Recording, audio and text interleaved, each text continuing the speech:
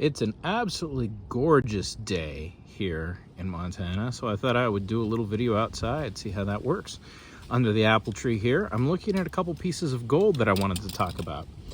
There are sometimes things that don't look like gold, but actually are. They often are lower carat, so maybe 10K, or in some cases even like 9 carat gold, which is only 33% as opposed to 10 karat gold, which is 40%. But what I wanted to show was that I went through a big bag of broken jewelry, and I pulled something out of it, and that would be these pearl earrings right here.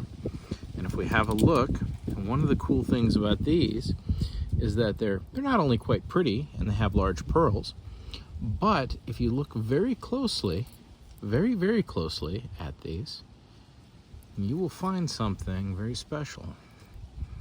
Despite these not being posts, they are 14 karat gold. So just because something looks like it's old and it's something that was maybe costume jewelry, remember, most costume jewelry was based off of real jewelry.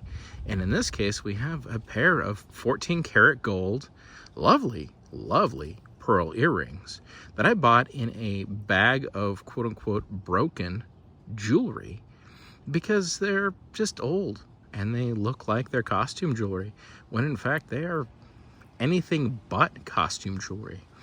That is one of the places that you will find gold. Those little bags full of broken jewelry are a treasure trove in many places.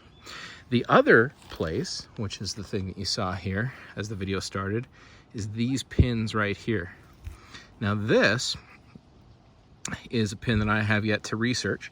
I'll do some videos on it if anyone cares. I'm not entirely certain what is going on with it because these are pins that were made for, in this case, I think a sorority, but fraternities and sororities would have these pins made. And some of them aren't gold, but many of them actually are. And they are usually something you can tell is gold by the quality of construction.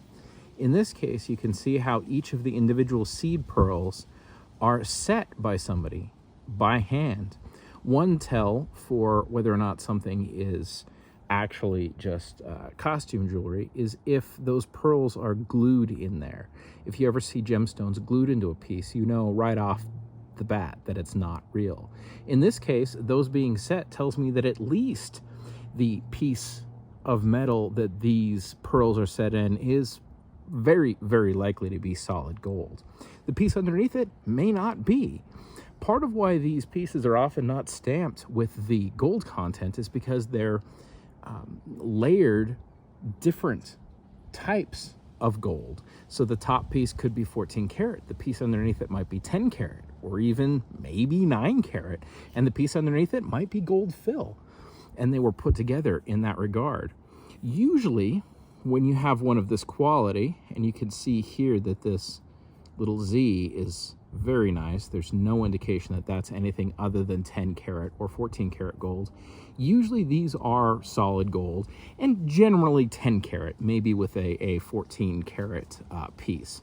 Now if I flip it over, this is where these get very fun, and I really enjoy these. You can see this one was for, let's see if we can zoom in properly as my daughter runs by. That's what you hear in the back there. This one was made for Nancy Gail Callahan, January 23rd, 1945. And you see that LGB in the top there. I believe that is for Balfour. And if you look at this piece, you'll see that certainly the part that's engraved here is probably going to come out to be solid gold, maybe 14, maybe 10 karat. The piece in the middle might not be, but I'm suspecting it's probably going to be at least 10 karat. And this, as it has no marking on it as to the gold, was something that I picked up on eBay for basically nothing. It was in a big pile of other pins, and the seller didn't realize that these things could be made out of gold. So if you're out there looking for gold, keep in mind Sometimes you can find things that look like costume, but actually aren't. Or things that are not marked for a variety of reasons.